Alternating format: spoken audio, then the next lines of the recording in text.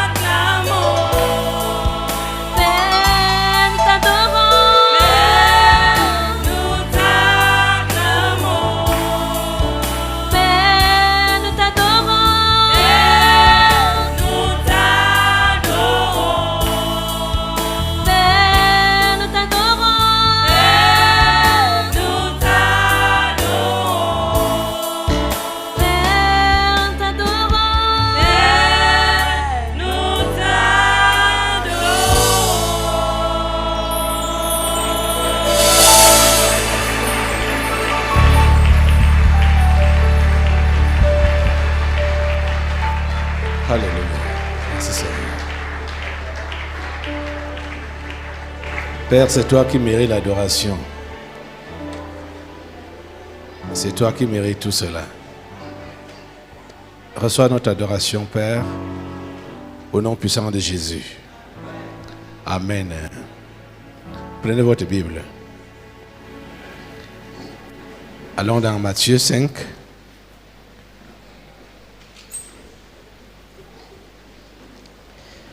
Versets 3 à 12. Matthieu 5, versets 3 à 12. C'est Jésus lui-même qui enseigne. Il dit, « Heureux les pauvres en esprit, car le royaume des cieux est à eux. Heureux les affligés, car ils seront consolés. Heureux les débonnaires, car ils hériteront la terre. Heureux ceux qui ont faim et soif de la justice, car ils seront rassasiés. Heureux les miséricordieux, car ils obtiendront miséricorde. Heureux ceux qui ont le cœur pur, car ils verront Dieu. Heureux ceux qui procurent la paix, car ils seront appelés fils de Dieu. Heureux ceux qui sont persécutés pour la justice, car le royaume des cieux est à eux. Heureux serez-vous lorsqu'on vous outragera, qu'on vous persécutera et qu'on dira faussement de vous toutes sortes de mal à cause de moi. Réjouissez-vous et soyez dans l'allégresse, parce que votre récompense sera grande dans les cieux, car c'est ainsi qu'on a persécuté les prophètes qui ont été avant vous. Prions le Seigneur. Notre Dieu, nous te remercions pour ta parole, que tu nous délivres encore en ce jour. Nous prions que tu ouvres nos cœurs, que tu disposes nos cœurs à la recevoir dans ta parfaite volonté. Ô Dieu, s'il te plaît, fais-le. Au nom puissant de Jésus, nous avons prié. Amen. Merci Seigneur. Prenez place et soyez tous les bienvenus ici au Tabernacle de la Liberté. Soyez les bienvenus. Tous ceux qui nous regardent dans le monde entier, tous qui écoutent ce programme dans le monde entier, soyez les bienvenus à ce deuxième jour du séminaire du deuxième mois de l'année 2020, l'année de grâce du Seigneur. Faites-moi venir mon tableau. Le Seigneur Jésus ne nous a pas laissés ignorants en ce qui concerne le déroulement de la vie chrétienne.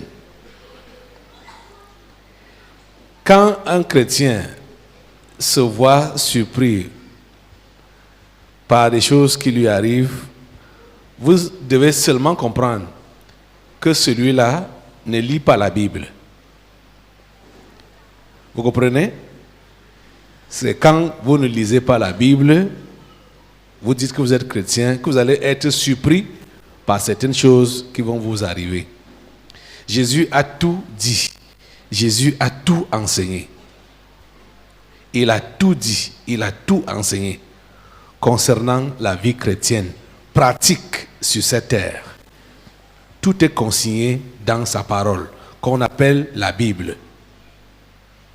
C'est un livre que vous devez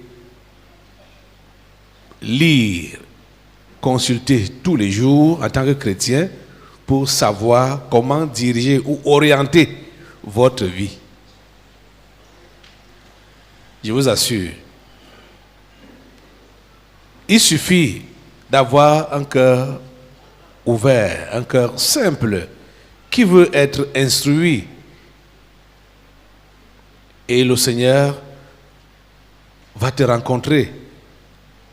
C'est la paresse, la négligence qui font à ce que certains n'évoluent pas avec leur foi chrétienne. Vous savez que cette parole de Dieu est en même temps la nourriture. C'est la nourriture de l'âme et de l'esprit. Quand on ne se nourrit pas, on cesse de se nourrir. Qu'est-ce qui arrive? Même si on pesait 300 kilos, même si on pesait même 1 tonne, dès qu'on cesse de s'alimenter, on va mourir après quelque temps. Donc, c'est la même chose avec la nourriture spirituelle, qui est la parole de Dieu. Dès qu'on cesse de se nourrir de cette parole, on va mourir. Ou quand, vous savez aussi, quand on ne se nourrit pas convenablement, on ne grandit pas comme il faut. Et aussi, on est exposé aux maladies. Et n'importe quelle maladie peut nous emporter parce que nous n'avons pas une bonne alimentation. Je vous assure que ça s'applique spirituellement. Donc, quand vous voyez des gens qui se disent chrétiens et qui sont gringalets spirituellement parlant, qui sont instables, malades spirituellement parlant, comprenez que c'est des gens qui ne se nourrissent pas de la parole. C'est des gens qui ne se nourrissent pas de la parole. Tout nous a été donné dans la parole.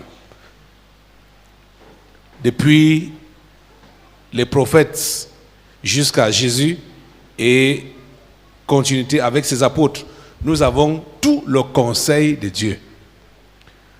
Paul avait dit aux anciens d'Éphèse, nous avons tout le conseil de Dieu.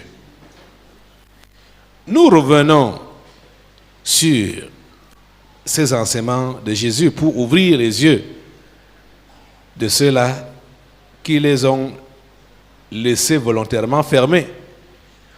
Parce que n'ayant pas donc lu et médité, et surtout ne voulant pas accepter ce que Jésus-Christ propose comme enseignement. Parce qu'en fait, il y a certains qui ont l'information de ce que Jésus a donné comme enseignement, mais ils refusent d'accepter ça, ils refusent d'appliquer ça. Eux-mêmes savent les raisons qu'ils donnent pour ne pas obéir ou faire ce que Jésus a ordonné. Ou parfois ils prétendent ne pas savoir ou ne pas comprendre. Pourtant la Bible a été...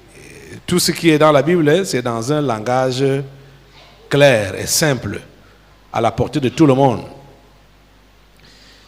Jésus a dit, heureux les pauvres en esprit, car le royaume des cieux est à eux. Je vais encore vous expliquer ce qu'on appelle pauvre en esprit. Il n'y a personne même qui peut ignorer ça.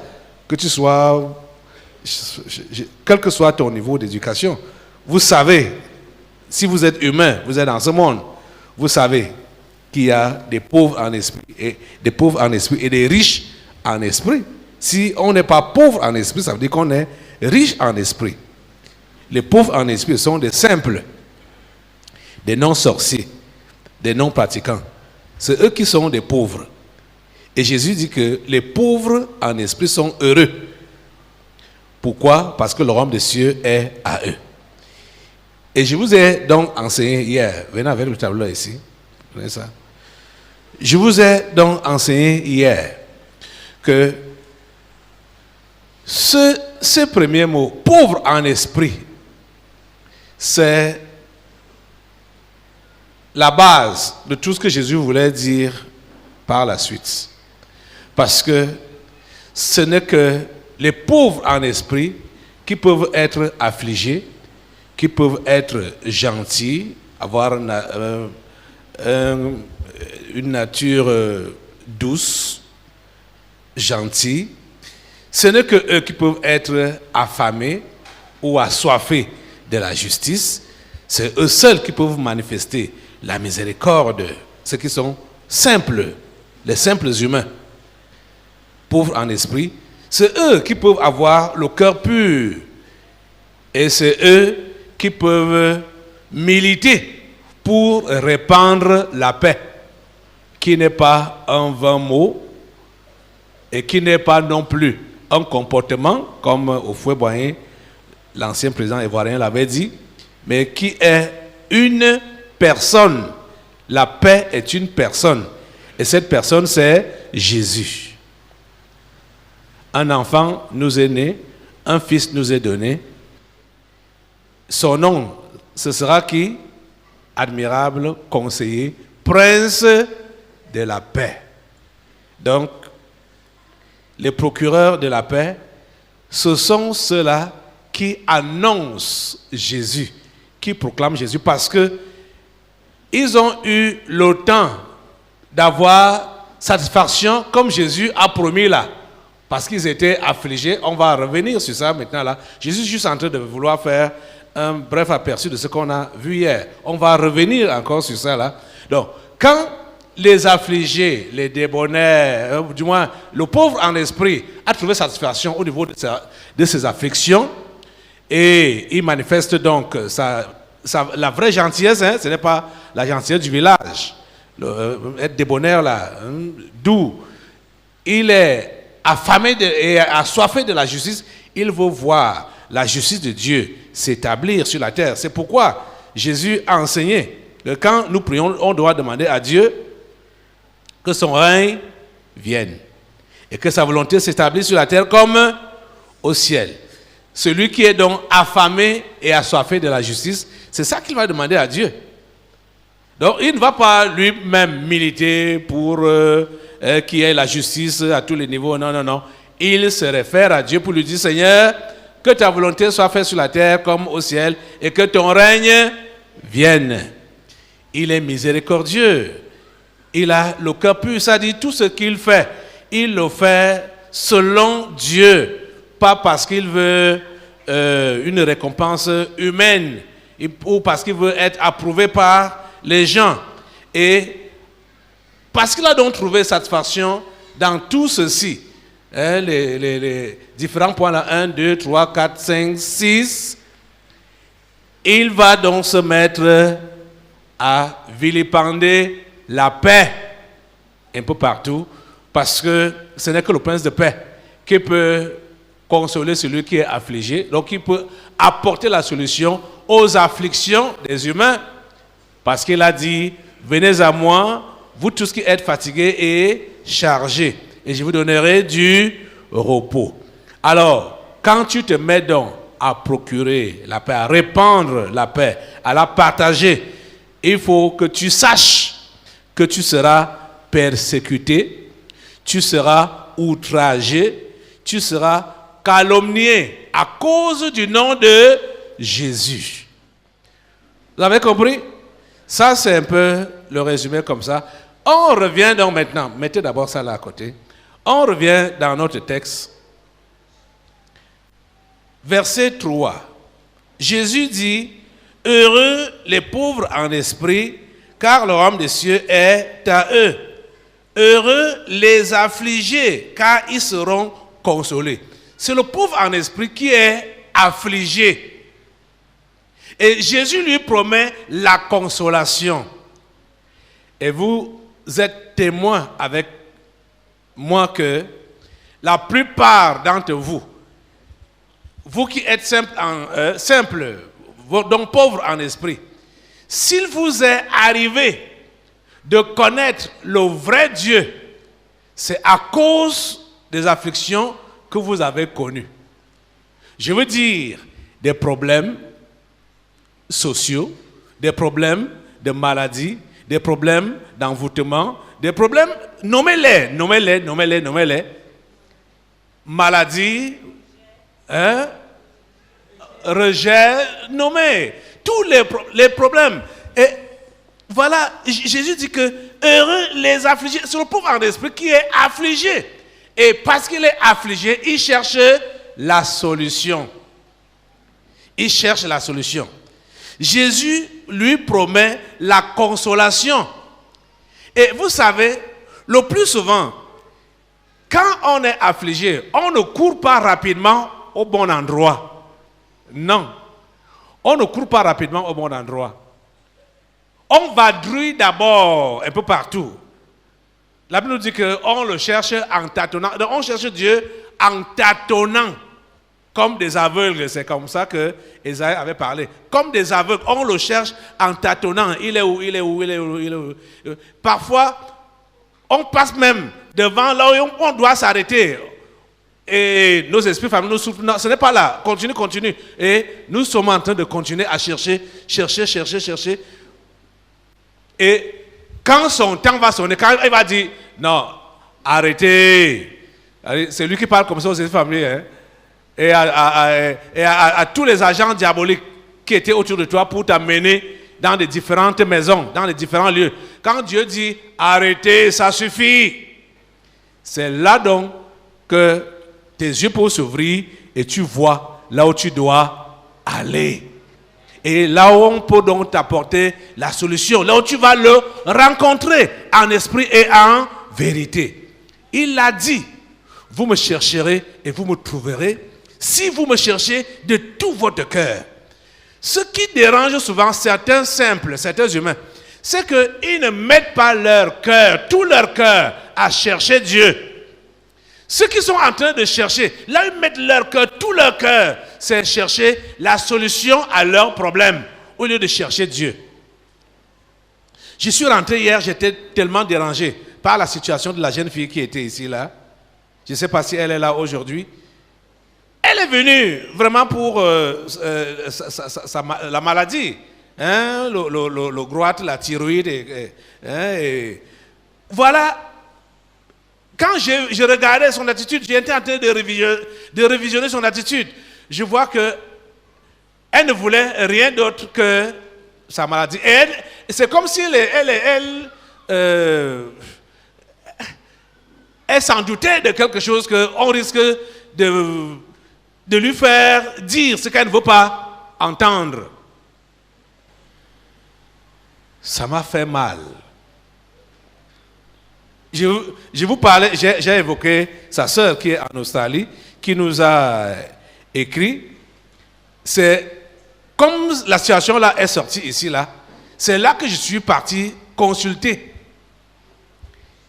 la lettre que sa sœur là avait envoyée.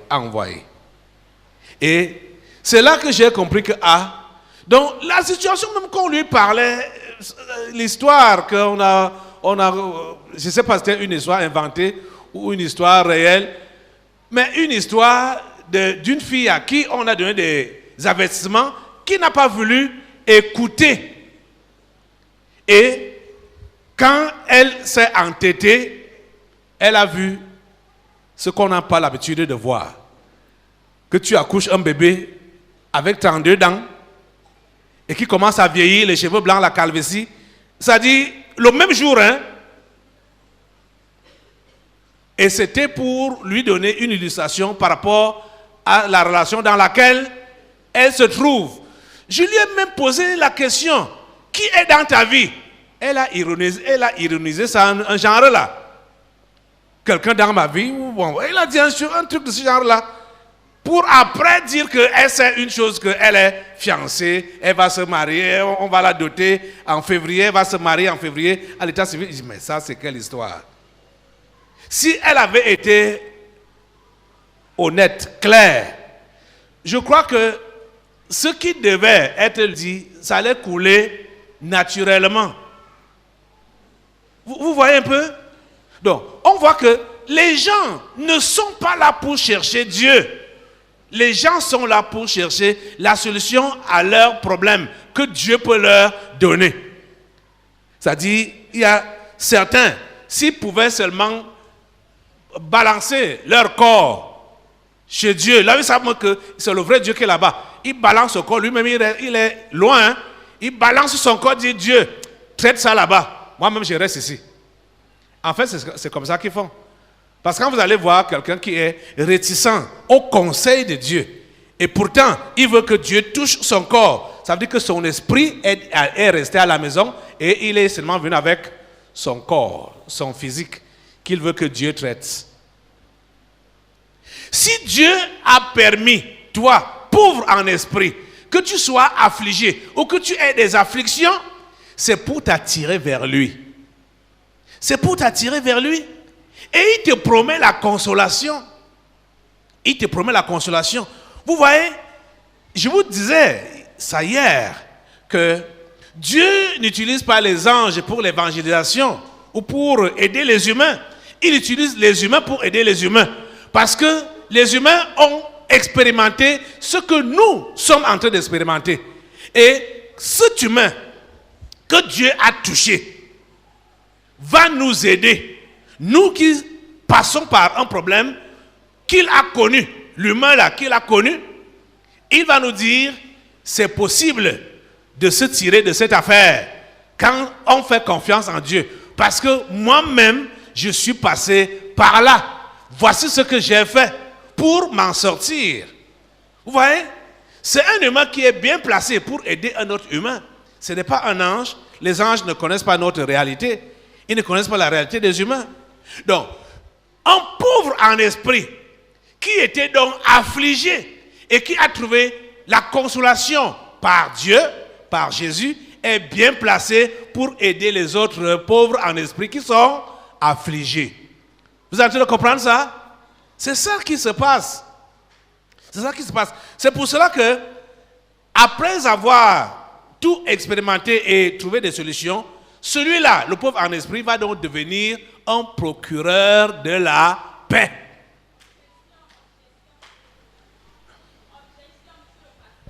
Objection. Hein? J'ai dit qu'il y a objection. On est au tribunal. Tu es avocat? Tu es avocat de qui? Je m'en fous. J'ai dit objection. Ça veut dire que je ne suis pas d'accord. Je sais. Ce que tu dis. Tu es qui? C'est moi. Toi qui? L'alliance originelle. Ah, ok. Tu seras brisé pendant ce programme. Tu seras brisé. L'alliance originelle. Oui. Explique-toi encore. Depuis là, je t'entends dire des choses et des choses et des choses. Non. Non et non. Tu objectes? Oui. C'est pas ça. C'est quoi alors? Ça ne se passe pas comme ça. Qu'est-ce que c'est comment? Voilà. On va aller depuis... Adam. Voilà. Comme tu es l'alliance originelle. Oui, vas-y. Qu'est-ce qui s'est passé dans le jardin avec le Adam père et Adam et sa femme? Le père. Tu parlais de Dieu le père? Je parle du père. Quel père? Le père. Qui? Ton père à toi? Satan? Je parle de mon père. C'est qui? Bon, Hein? Eh. Tu parles de qui? Papa Lucie en personne. Lucifer. Oui. Oui, qu'est-ce qui s'est passé entre lui, l'homme et la sa femme? Uh-huh. Qu'est-ce qui s'est Dans le passé? jardin. Ils ont signé une alliance. Oui, qui stipulait que? À partir de dorénavant, Oui. comme tu dis ton père là, Uh-huh. il n'avait plus autorité Sur sur eux. eux. Uh-huh. L'autorité revenait à mon père. Comme ça. Oui, C'est l'alliance originelle là-bas. c'est ça. C'est ce qui a été signé. Mais je pense que Adam et Ève étaient ignorants. On s'en fout. Et votre père a profité de leur ignorance pour signer cette alliance-là. Qui profitait? Qui profitait? Est-ce que votre père à vous ne leur avait pas donné des consignes? Il à a suivre? donné. Mais ils ont voulu faire quoi? Découvrir, acquérir quoi? La L'intelligence, connaissance, l'intelligence, c'est-à-dire devenir quoi? De Dieu. Et qui? Des sorciers, des compliqués. Uh-huh. Et c'est ce qui sont Devenus. devenus en signant alliance Avec votre père. avec mon père. C'est ce qui s'est passé là-bas. Jésus dit donc qu'ils sont heureux, ceux-là qui sont pauvres en esprit, ceux qui ne sont pas sorciers. Parce que le Maintenant, royaume des cieux leur appartient.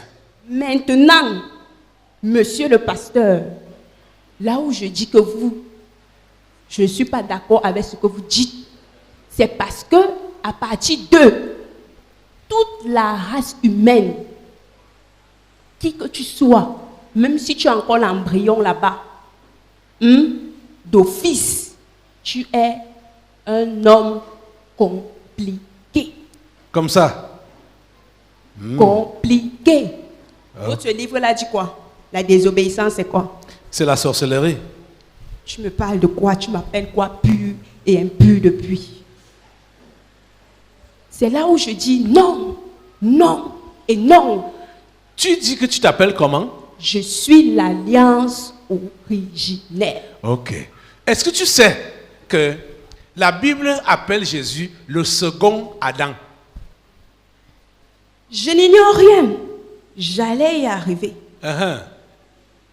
Et c'est le second Adam qui parle ici. Bon, sont donc considérés comme étant des hommes purs, uniquement ceux-là qui ont accepté ce second Adam-là comme étant, vous appelez ça quoi? Leur sauveur. Oui, Uh-huh. oui. Oui. Et c'est le second Adam qui parle ici. Et le second Adam nous fait comprendre qu'il y a deux classes. Les simples, donc les pauvres en esprit, sous-entendu qu'il y a aussi des riches en esprit. Et il est en train de développer donc ce que ces pauvres en esprit peuvent devenir. Ceux-ci Oui. sont considérés comme étant des qui? Pour avoir réellement de l'affliction dans ton cœur, je ne parle pas des sentiments. Non, bon, oui. Il faut premièrement que tu sois d'abord né de celui-là. C'est ça qui fait la démarcation. Tu comprends ça? Je comprends. Les débonnaires, ce sont les qui? C'est toujours les mêmes gens. Ceux qui n'ont pas pour patrie. Sur cette terre. Les affamés. Et assoiffés. Il faut les... Pour être des affamés, des assoiffés, vous mangez partout. Vous avez quoi? Les miséricordieux. Pour manifester la miséricorde, tu ne peux que avoir la nature. Parce que c'est lui, c'est son incarnation là-bas. Mm-hmm. Et donc, quand on parle de ça, en fait, celui qui a ça, le cœur pur, manifeste tout ça. Tout ça, oui. Et donc, je te disais donc ceci, sur cette terre-ci, si je poursuis votre logique à vous, monsieur le petit pasteur. Il y a deux catégories de personnes. Il y a Deux catégories de personnes. Les compliqués et les simples. les simples qui, pour nous, sont ceux-ci qui ont décidé de donner leur vie à votre type-là. À Jésus. Maintenant, les compliqués, il y en a qui se sont compliqués depuis mois, par mois, Ça dit? à la naissance, qu'ils le veulent ou pas. Oui. Maintenant, parmi vous, c'est là où je veux que tu fasses la différence, petit pasteur. Il y a donc des personnes qui se sont compliquées en venant personnellement Adhérer. rencontrer le Père. Uh-huh. D'aucuns, ce n'était pas directement pour adhérer à ce que vous appelez des pratiques occultes, mystiques là. Oui. D'aucuns, c'était parce qu'ils partaient rencontrer un de nos agents, donc des gars du Père, pour acquérir peut-être un enfant, un mariage, un truc comme ça. Un travail. Un travail. Et ils se Une sont promotion. compliqués. Tu comprends ça? Oui. Et donc, vous n'allez pas venir nous dire que ces gens-là sont purs. Mais non. Ok. Mais ce n'est pas ça que j'ai dit. J'ai dit, tu as objecté avant même d'entendre tout mon développement. Je dis objection. Puisque les pauvres en esprit, quand Jésus les appelle, pendant sa prédication ici, il n'y avait encore aucun converti. Tu comprends ça? Même les 4 personnes qui venaient même juste d'interpeller, aucun d'eux n'était encore converti. Vous comprenez? Et c'est pourquoi j'ai dit que les pauvres en esprit, leur démarcation commence par les afflictions qu'ils subissent. C'est ça qui va les attirer vers le Seigneur Jésus. Et c'est par là qu'ils vont donc être sauvés pour pouvoir manifester tout ce qu'on est en train de citer là. Et c'est donc ce que monsieur le petit pasteur, je suis en train de vous dire que ce type-là, chez nous, et votre type-là, ne considère pas ça comme de l'affliction. L'affliction, en réalité, c'est le sentiment que celui qui lui appartient a. Oui, peut-être parce que j'ai omis de le dire, que l'affliction ici, c'est à 2 volets. C'est le deuxième volet, j'ai expliqué un volet hier. Aujourd'hui, c'est le premier volet, d'abord, qui nous interpelle et qui nous pousse à aller vers le Sauveur.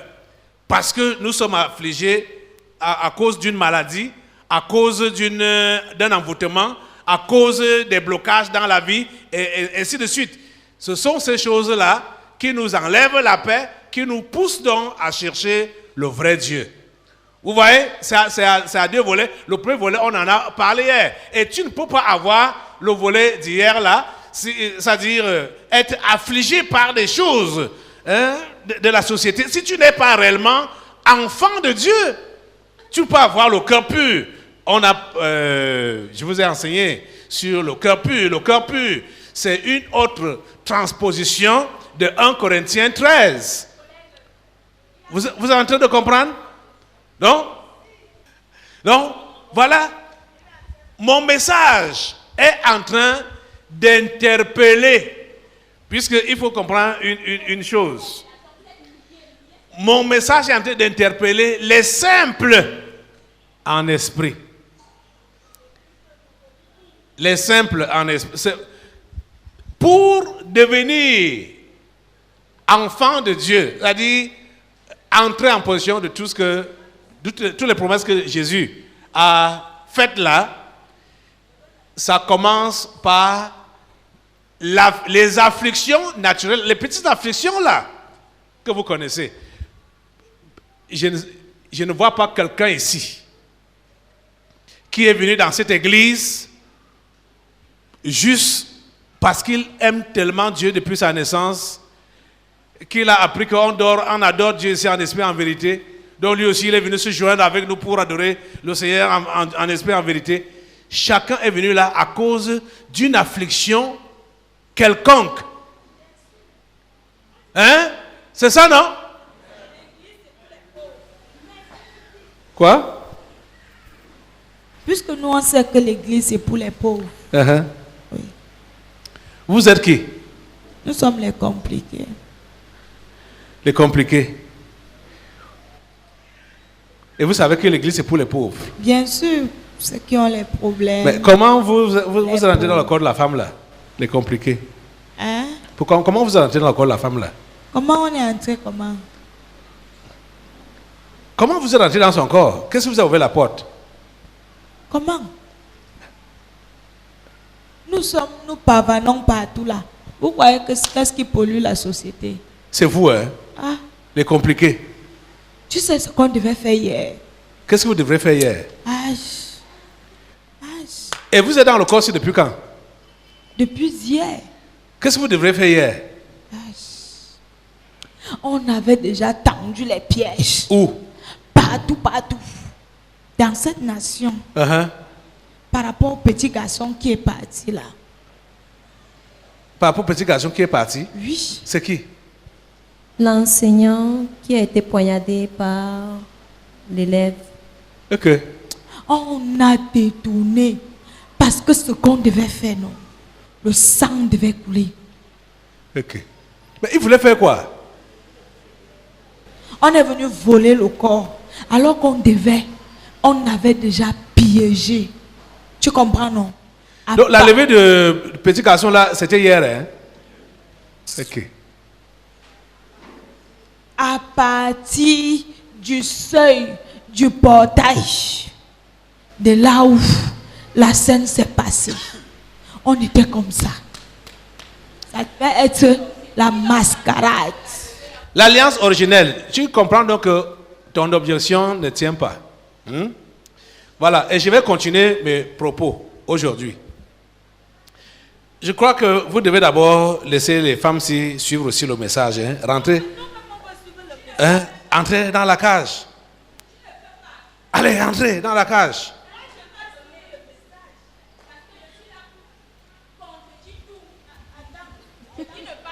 Descends dans la cage. Allez, descends dans la cage. Ici, c'est là que tu descends. Au nom de Jésus.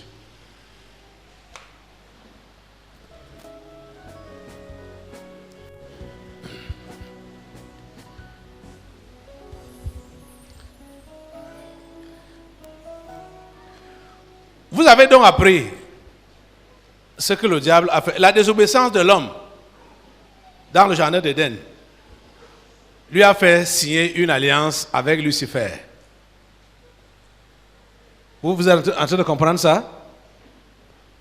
Il a donné donc le pouvoir à Lucifer de dominer sur lui et de dominer sur sa descendance.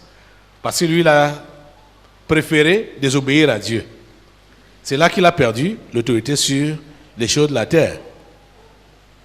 Et maintenant, tout peut l'affliger. Quand un moustique te pique, tu dis comment? Ouais, aïe. Ça fait quoi? Ça montre quoi? Tu es affligé, tu es affecté dans ta chair. Tu es affecté.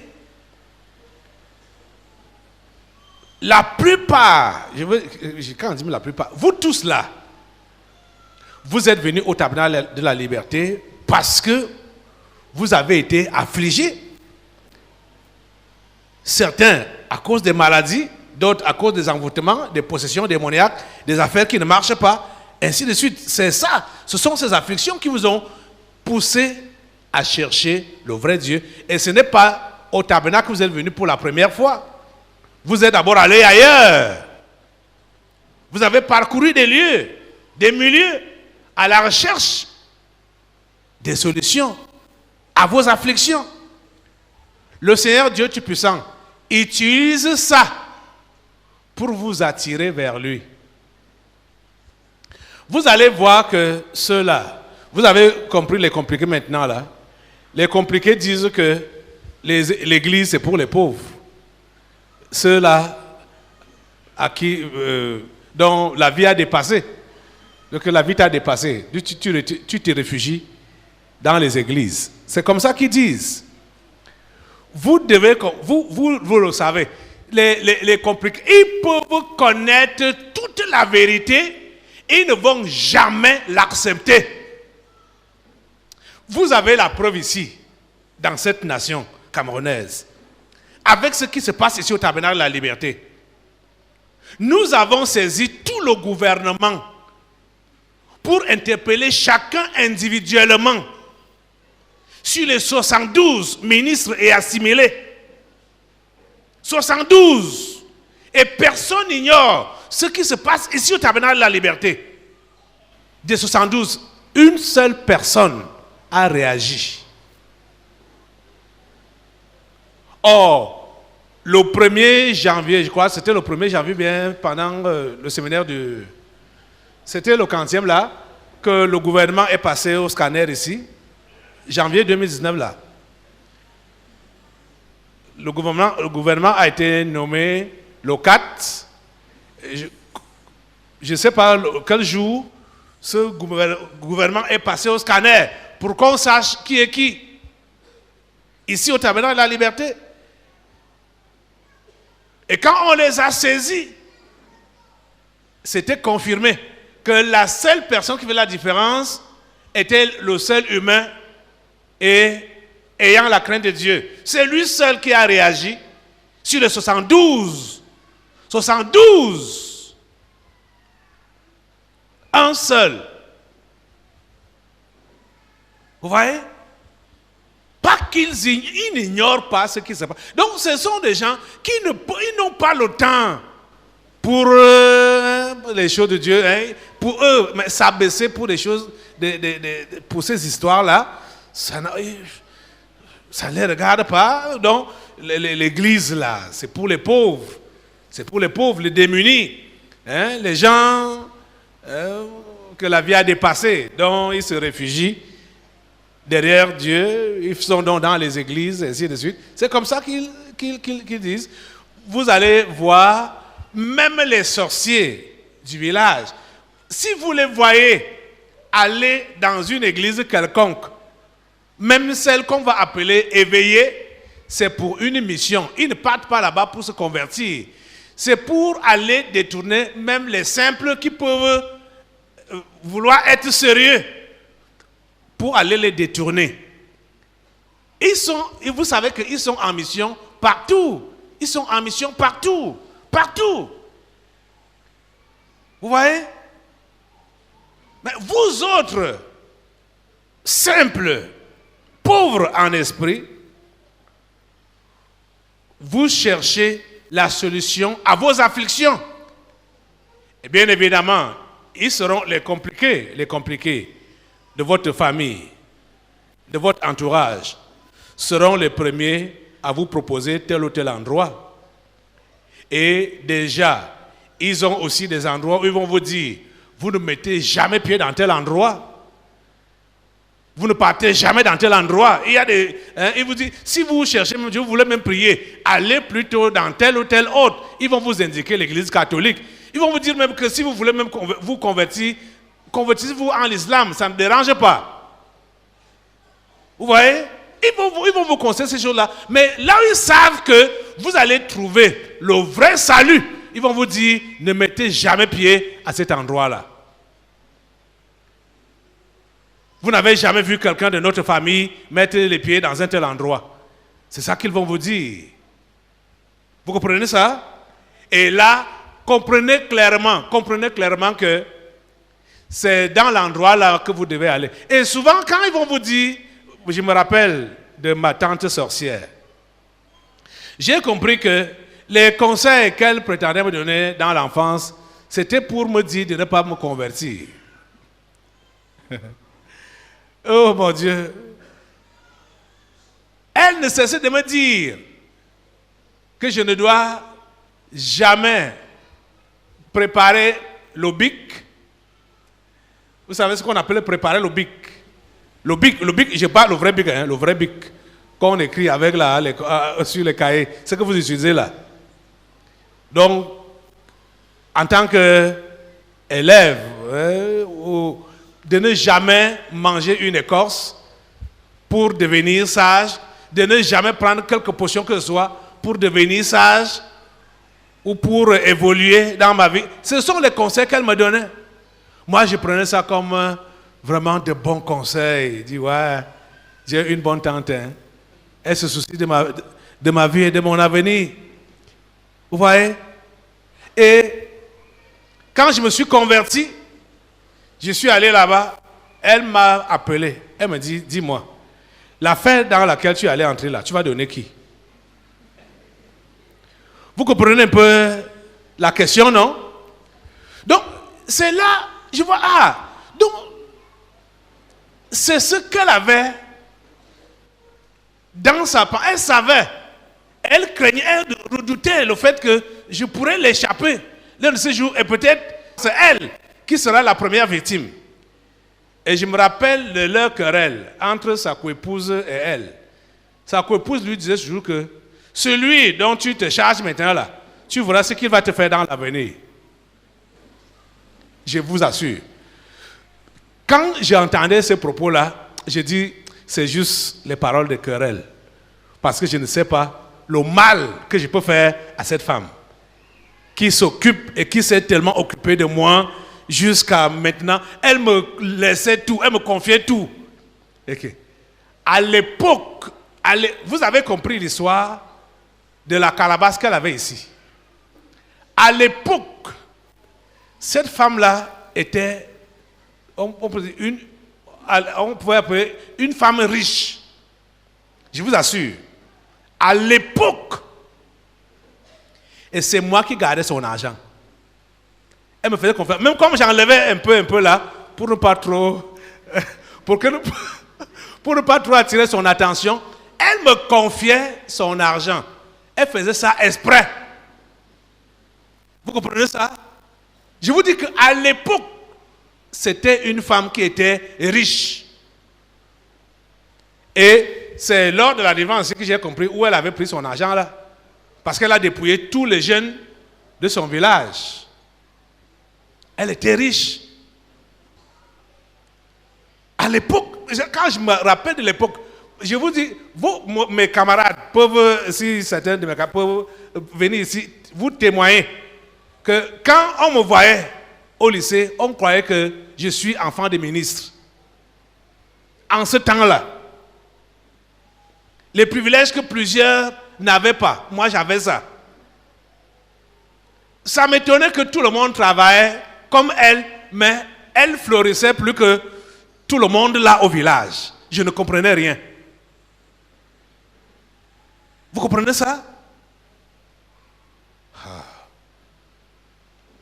Donc, ces conseils, en me disant de ne jamais adhérer à une secte, de ne jamais manger la magie, comme on parle, j'ai traduit le patois, de ne jamais manger la magie, ce n'était pas des bons conseils, ce n'était pas vrai. Bon, du moins, elle était en train elle voyait mal comment j'allais l'échapper en donnant ma vie à Jésus. C'était des histoires qui devaient se passer des années après. Moi, je ne le savais pas. Je ne le savais pas. Donc, quand vous allez voir quelqu'un de votre famille qui prétend se soucier de vous, et lui, il vous indique les églises de son choix, comprenez que c'est un sorcier. Dans votre famille, comprenez que c'est un sorcier. Et il sait que là où il vous interdit d'aller là, c'est l'endroit là qui va vous sauver. C'est là que vous allez trouver le salut. Et il y a d'autres, il ne le cache pas. Il dit, vous pouvez aller dans toutes les églises que vous voulez, sauf au tabernacle de la liberté. L'autre jour, j'étais convoqué à la gendarmerie à cause d'un garçon de 27 ans qui fréquente l'église ici. 27 ans. On me convoque à la gendarmerie que j'ai détourné un majeur. Je ne sais pas quelle loi condamne ça, qu'on a détourné un majeur. On parle de détournement de mineurs. Mais quand même, le procureur de la République a eu le courage d'envoyer ce dossier-là pour enquête, ayant lu ça, que détournement de majeur.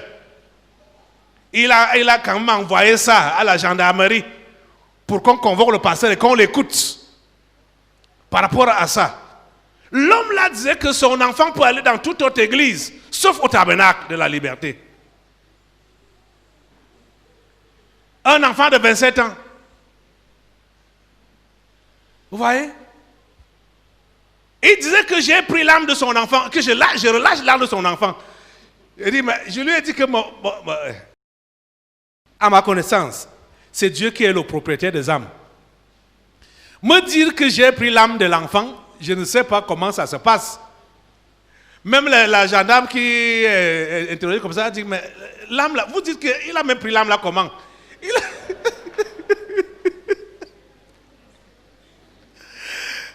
Il dit que je vous dis, vous ne pouvez pas aller dans l'église là.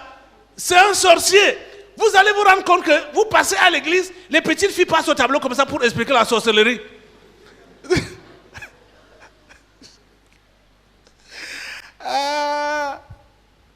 Il dit, moi, ce que je vous dis là, c'est vrai qu'au niveau de la loi, on ne peut pas démontrer. Mais moi, je vous dis que je vois, je les connais. Hein, c'est un dangereux. Hein? Il a pris l'âme de mon fils, il n'a qu'à me remettre ça. Vraiment, donc, vous comprenez les gens d'une autre dimension. Vous voyez, non? Il est prêt à laisser son fils aller dans n'importe quelle église, sauf au tabernacle de la liberté. Vous pouvez imaginer qui il peut être et ce qu'il peut être. Ouais. Et vous en avez comme ça dans chaque famille. Dans chaque famille. Aucune famille n'est exceptée. Elle n'est exempte. Aucune famille n'est exempte. Vous comprenez ça? Aucune sur cette terre. Dans chaque famille, il y a les représentants du diable qui sont là pour faire son travail et empêcher les simples, dont les pauvres en esprit, de se tourner vers le vrai Dieu. Et vous allez voir, je vais vous dire des choses que vous connaissez. Dans vos familles respectives, quand vous êtes celui-là qui est simple, pauvre en esprit là, vous allez voir les compliqués ou les anges déchus qui sont dans cette famille, dans votre famille là. C'est eux qui ont souvent la prétention d'assembler, de secourir, d'aider. Ça, c'est pour vous éblouir et vous fermer les yeux. Parce que vous, simple en esprit, quand vous avez eu des problèmes, je dis entre guillemets, vous avez eu des problèmes, quand je mets entre guillemets, je veux dire que c'est eux-mêmes qui ont causé ça. Les problèmes que vous avez eu là, c'est eux-mêmes qui ont causé ça. C'est eux qui sont à l'origine de ça. Quand vous êtes en train de chercher les solutions, ils seront les premiers à vous les proposer. Ils seront les premiers à vous proposer des solutions. En vous emmenant à gauche, à droite, chez tel, à la recherche des solutions. Mais vous pensez que, je ne sais pas si vous avez remarqué que ces familles ou ces parents qui ont des Mongols, des enfants, un genre là, les enfants que eux-mêmes ont vendus aux femmes là ou aux cons, vous allez voir comment ils dépensent sur ces enfants. Ils savent pertinemment que cet enfant ne va jamais guérir. Mais ils sont prêts à dépenser, à faire des voyages, des déplacements pour la recherche, soi-disant, de la santé des 10 enfants. Ici à Yaoundé, on les met souvent dans des écoles qui coûtent plus d'1 million de francs. 1,5 million, 2 millions comme ça là. Quelqu'un qui va passer toute sa vie là ne va jamais écrire A. Je vous dis la pure vérité. Il va passer toute sa vie là. La bave coule. Ils ont tellement la joie que ils sont seulement en train de sourire. Parce qu'ils connaissent les deux extrêmes. Si ce n'est pas la joie comme ça, c'est la colère. Où ils tapent tout, ils cassent tout, où ils se déchirent. Hein? Vous les connaissez, non? Vous voyez donc comment celui-là est acharné derrière soi la santé de son enfant et tout ça. Vous croyez que vraiment, oh, il a aimé l'enfant là, oh, il ne voulait pas vraiment. Oh, c'est lui-même qui l'a vendu. C'est lui-même qui l'a vendu. Au village, j'avais assisté à une scène. Devant notre maison, comme ça, vous savez, dans les villages de la Leke ou du centre de là, on n'a pas souvent des quartiers, comme j'ai vu en Afrique de l'Ouest. Parce que là-bas, en Afrique de l'Ouest, même les quartiers, les villages sont en quartier. Mais chez nous, on construit seulement le long de la route comme ça, là. Donc, la maison qui était en face de nous, de l'autre côté de la route, la maman de là-bas était décédée. Et le jour du deuil, je crois que ça devait être son dernier fils. Le genre qu'il pleurait, ou du moins quand le deuil a été annoncé, le genre qu'il pleurait, il y avait un pied de bananier devant la cour comme ça. Il a fini de saccager sa part, il pleure. Il se roulait à terre. Mais après le Ndongaou, vous comprenez ce qu'on appelle Ndongaou? Après le Ndongaou, c'est lui qui avait livré sa mère. Mais c'est lui qui a pleuré plus que tout le monde. Je vous assure, vous allez voir ça comme ça. Celui-là qui pleure, celui-là qui dit qu'il prend soin de la famille, dès que tel a crié, hey, il intervient, il envoie du soutien, ou il indique un endroit où il faut aller, au machin, tout ça là. C'est lui-même le vendeur de la famille. C'est lui le vendeur de la famille. Ils sont souvent appelés les rassembleurs. Et dans chaque famille, il y a de telles personnalités. Il y a de tels individus. Où ils sont là pour prétendre rassembler. Ils sont là pour prétendre aider, réunir la famille. Ce sont des anges déchus, des sorciers qui font ce genre de travail. Parce que dès que tu vas donner ta vie à Jésus, en vérité, c'est là que tes yeux vont s'ouvrir sur les membres de ta famille. Ceux qui sont simples et ceux qui sont compliqués. Tu vas les voir. Tu les connaîtras. Si tu donnes ta vie à Jésus, en vérité, si tu fais la religion aussi longtemps que tu fais la religion, tu n'auras de problème avec personne dans ta famille. Mais le jour que tu te décides, même si tu n'as même pas encore annoncé à tout le monde dans la famille que j'ai donné ma vie à Jésus, tu n'as même pas besoin de monter sur les toits. Mais dès que tu le fais en vérité, le jour, je dis simplement comme maintenant là, pendant que je suis en train de te parler, tu prends cette décision-là, au sortir, tu vas recevoir des coups de fil, dans la journée tu vas recevoir des visites et des remarques qui vont t'étonner.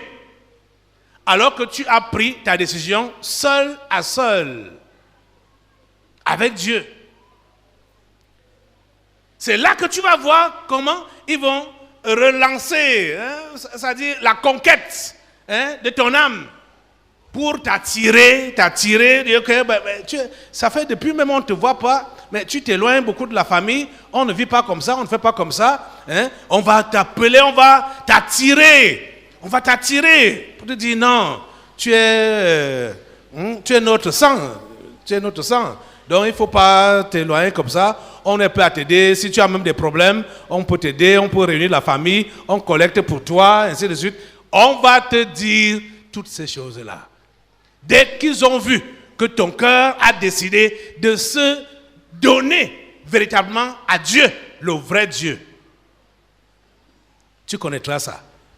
Parce que c'est ça que Jésus dit là, que dès que tu as donc trouvé la solution à tout ceci, tu vas devenir le procureur de la paix.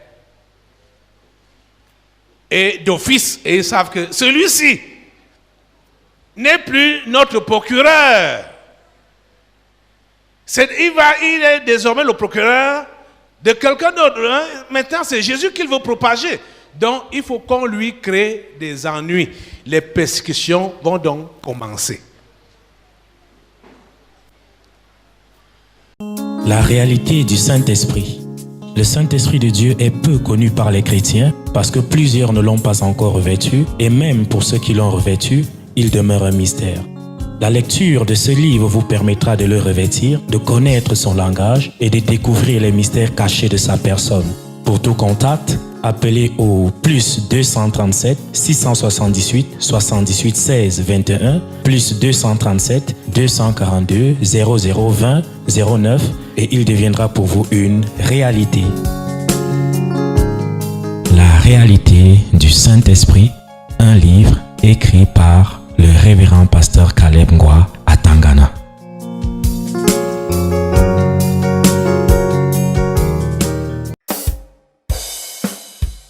Écoutez Fed Radio en ligne, 7 jours sur 7, 24 heures sur 24 et partout dans le monde. Au travers de votre site web www.na-ministries.org. À droite, cliquez sur le bouton Play du lecteur et accédez au programme de Fed Radio en ligne. Sur smartphone, tablette et ordinateur, ne manquez pas la retransmission en direct du concret du surnaturel tous les jeudis dès 17h30 et dimanche dès 7h. Toutes les premières semaines du mois, la retransmission en direct de l'intégralité du séminaire les jeudis et vendredis à partir de 17h30. Les samedis à partir de 8h et dimanche à partir de 7h.